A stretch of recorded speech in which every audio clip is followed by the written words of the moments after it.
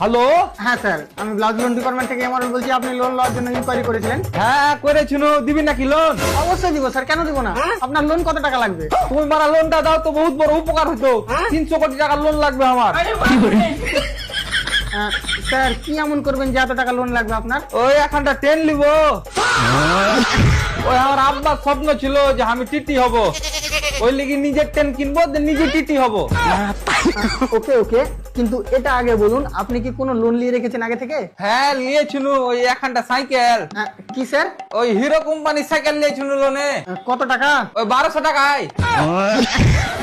ওই তোমার 6 মাসের কিস্তি করেছি, ওই 200 টাকা করে লাগে মাসে। শালা, সামান্য 1200 টাকার জিনিস নিচে, তাও আবার কিস্তিতে। আর ও আমার কাছ থেকে লোন নেবে নাকি 300 কোটি?